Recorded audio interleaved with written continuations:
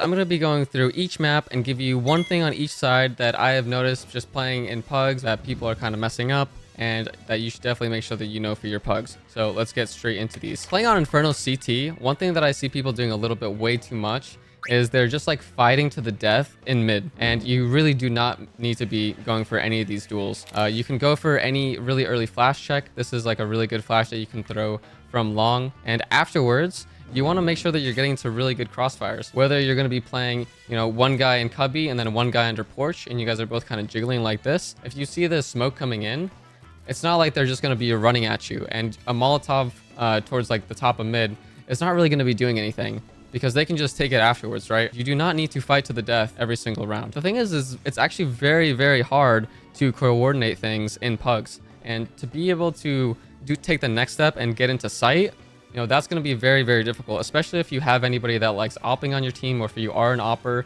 You know, as soon as you get pushed off this angle, you can either go to arch, you can go to library, and unless the T's know you know, the smokes for arch and library, and they're going to coordinate that, people are not going to be doing that in Pugs. It's just not going to happen. Moving on to T side.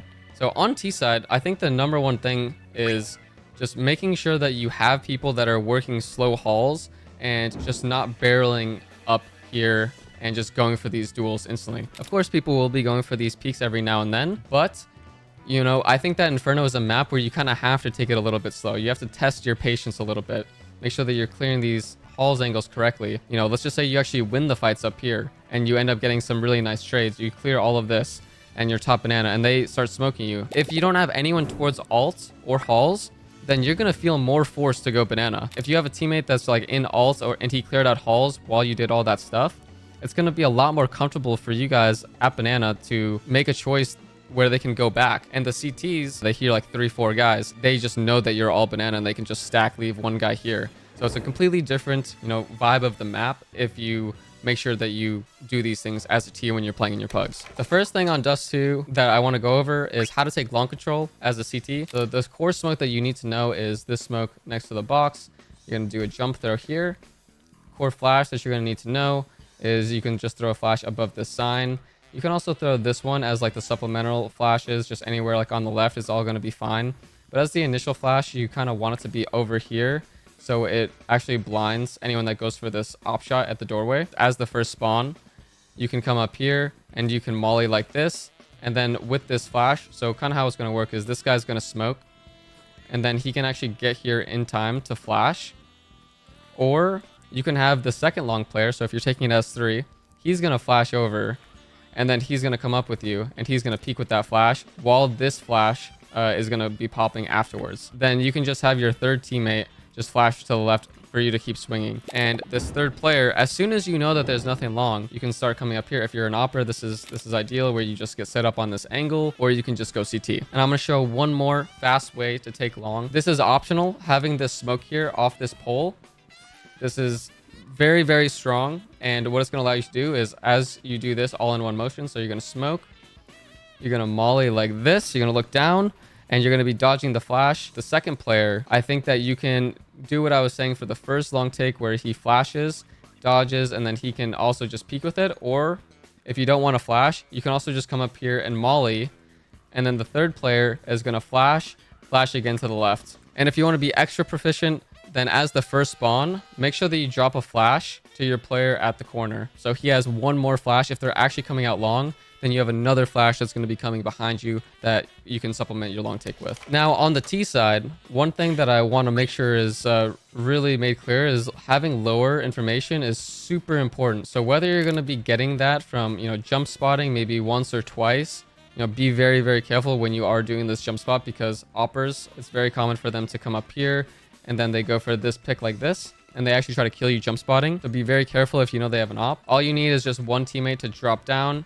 He goes to the left side, and then the second opper just falls right down on him, and then you know that nobody's going to be in lower. There's two different smokes that CTs like to throw. They either like to throw this one that will go off the box. Very, very important that you say that they could be lower. You're either looking for the info and you're saying whether it's possible or not possible, or, you know, you see the smoke, you let your teammates know that it's possible. If you run down mid, and if you know that they can be lower, your whole pathing is going to change. Moving on to Mirage. So I just want to go over some like really basic ways of fighting mid and actually denying the T's just running down mid all the way. So a very basic way is having 2 of your best spawns go towards cat, and as soon as they get right here, they have one guy from A throw a flash over, and they come and peek this, and they peek with the flash. They get really nice kills, and you just kind of need someone towards window that's going to molly top mid boxes. So if they are there, they're going to be, you know, getting flushed out. Keep in mind what type of pathing that they're doing as they're coming out mid, because if they are going down on the ramp, maybe you might want to do this other type of way to kill them at mid, having a good spawn towards mid, and you're going to go through window here. You're going to jump down into underpass, have another teammate towards window, and you either smoke close or far, whichever you want to do. You still have a flash come over, and as soon as the flash goes over with the molly window for top mid, you want to make sure that they're getting flushed out there. You peek with this flash, and as soon as you don't see him, you can just leave. I mean, it's up to you if you want to stay, if you want to add anything extra, but just have some type of way of killing them mid. And if you're not going to have some way of killing them mid, then try not to just, you know, stick around here and taking fights that aren't optimal for you. For T side, I think what's really important is just knowing that you can play at different tempos at mid. I think that everyone kind of gets a little bit pressed on playing really fast mid, and they want to just get into the fights. You have to understand that if you play at slower tempos, it's going to be harder for the CTs to know what to do like in the later parts of the round, especially if you're playing at like a lower level. So if you ever just do, you know, top mid smoke, window smoke at the start of the round, or if you're playing at like a lower level and you don't know all the window smokes, that's completely okay. You can just do a top mid smoke, and you can just play slow here. You can have just 2 guys go underpass, just take it like at your own pace. You can even do like a little flash check for this guy, and as long as you're not taking too long, and you know, you're having someone at top mid that's putting on pressure, you can even throw like the molly that goes under the window so they can't be peeking you. Doing something that's a little bit slower and show that you can play like at a slower tempo. Most of the time, especially in Pugs, I think that people are going to just use all of their nades at the very beginning of the round. And this is more common in NA than EU for sure. And I want to make sure that that's also being applied in NA as well. For Anubis, I still see this happening sometimes where the B players on CT Anubis just instantly are going to be smoking B main at the beginning of the round without anything even happening. This is just really, really not good. It actually puts a lot of pressure on the E-box player as a CT. As soon as this smoke goes away, they can be on the right side of B main, and they can be boosting as well. This boost to kill this guy at the top, this is going to make it extremely, extremely hard for the E-box player, because you know, the E-box player, he wants to be able to save his util as much as possible. He wants to be able to, on the time that he wants, throw a counter molly or throw a counter smoke, depending on what's happening to him, right? Not only are you losing a smoke, which you probably didn't need to use anyway, but you're allowing the T's to go to the right side without really having, you know, a good way to stop this pressure that you're kind of putting on yourself. So when you're playing here, just play in, you know, good angles. Either, you know, you can have an op start B with you, or, you know, you can be jump spotting. You can, you know, also just watch some pro demos and just see how people on the site are dealing with this, because at the pro level, if we just instantly smoked B main every round, you know, we would be in a lot of trouble. There's a reason why it doesn't happen. I just want you to look at the way that people are starting the rounds so you can see for yourself and be a little bit more comfortable playing in different ways where you're not just going to give your opponent the advantage at the very beginning of the round. Now for the T side, I think that you actually have to be very patient on this map, because the CTs, it's a lot of difficult angles and fights, which is why, you know, the mid player will usually use one smoke at mid. The E-box player, because all of these duels are very, very hard, and there's a lot of different nade stuff that can happen to the E-box player as a CT, he has to use his smoke. The mid player uses his smoke. The CT, if he doesn't use any of his nades back, then it's going to be very, very difficult.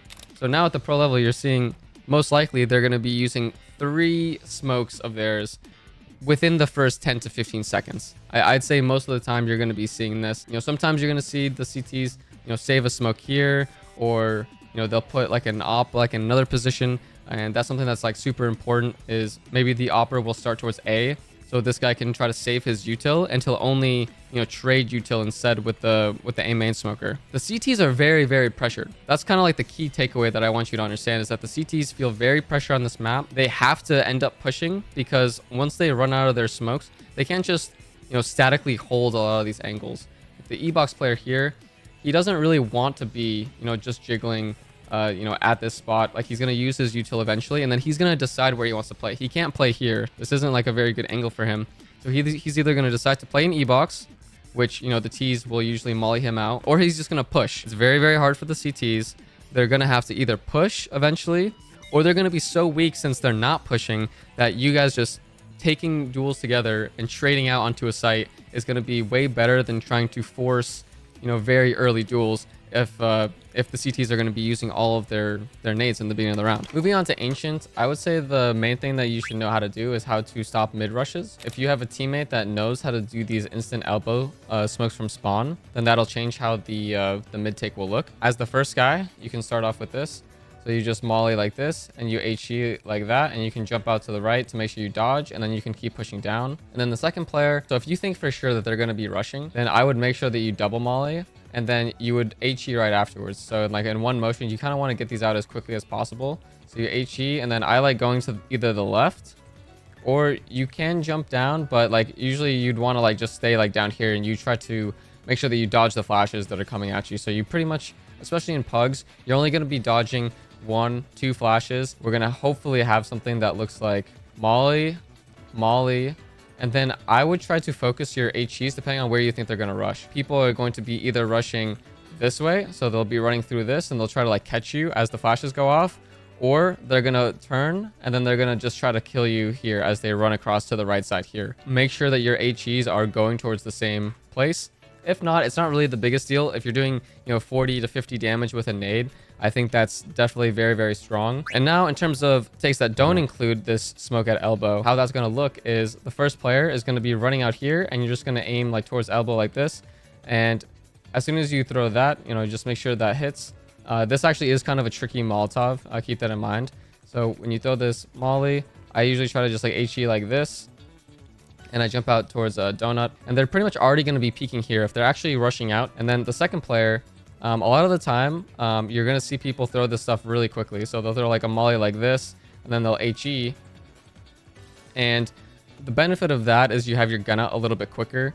The downside to that is there is this pretty big gap. I would try to vary this a lot as you're playing like at mid, where sometimes you're double HEing, sometimes you're double Molotoving, sometimes you're doing like the smoke. Now on T side here, I kind of want to hone in on like how you want to actually be going up and attacking B, because I think B is probably one of the easier sides to take. If you ever see a smoke, I would be very, very careful of them rushing you. So you can either, you know, counter with, you know, running kind of quick up here and actually just going for this duel, because if people are going to be using that, they'll usually come this way. And this is a very disadvantageous fight for the CT. If you're not going to go very quickly, you can just throw like a Molotov at the top of the ramp. And now they will have to take a lot of ticks of the Molotov to actually go through this. So you have like someone get boosted here with an op. They peek this, and then they hold the line as your teammates kind of like walk up the ramp, and they take it slowly. So you have people like just coming up here, one guy on the right kind of clearing all these angles.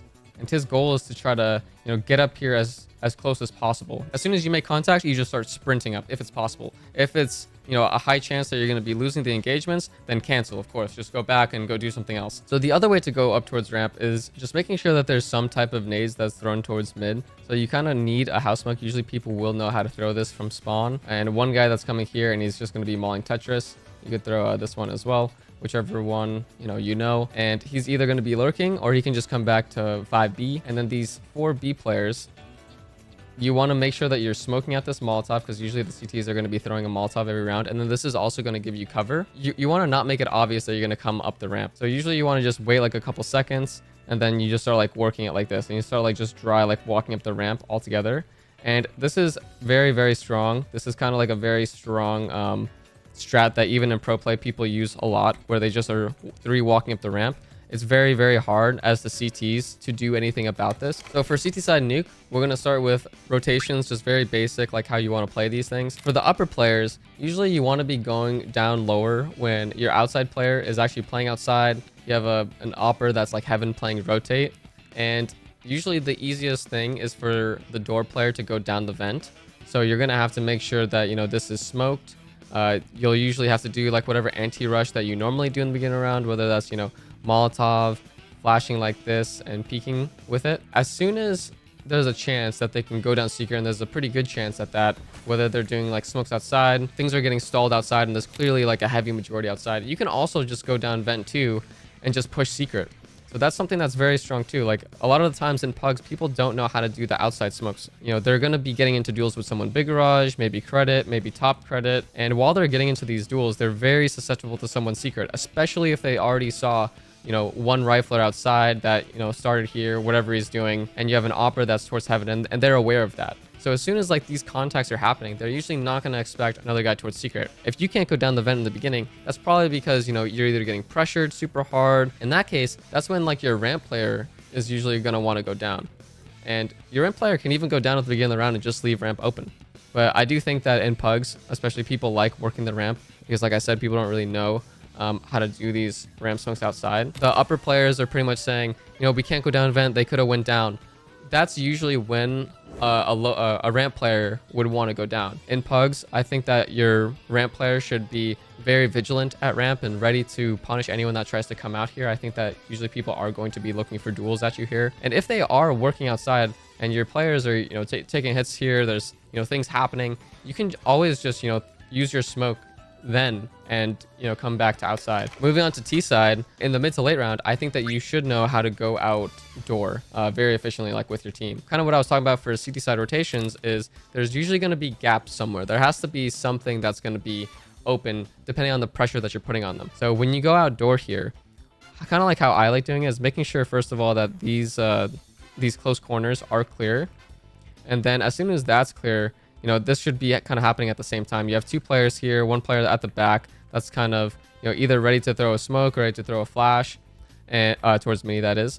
And as soon as he clears this, he's kind of coming out, making sure that this is all clear, making sure that this CT vent wall is all clear. And as soon as he gets out here, this guy should be working with him, making sure that, you know, he gets to go first, he can come out.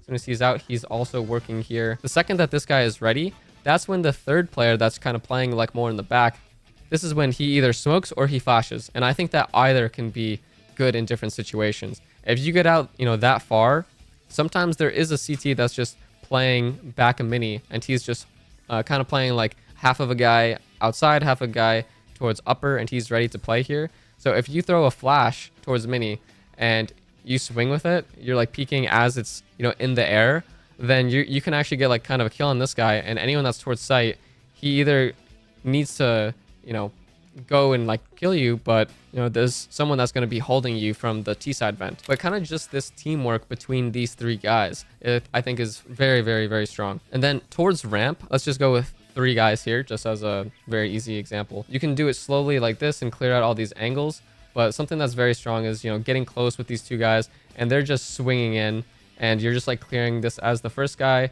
The second guy is also just coming with him in tandem.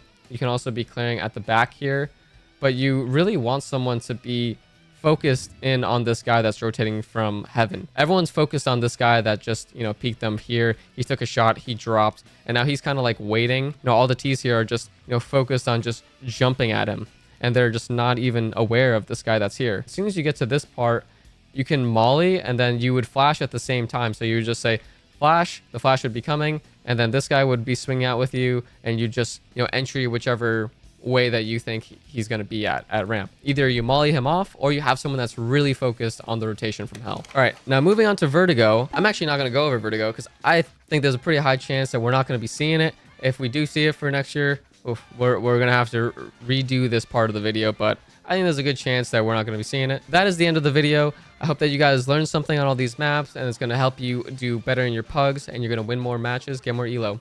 Thanks for watching. Make sure you like, comment, and subscribe. See ya.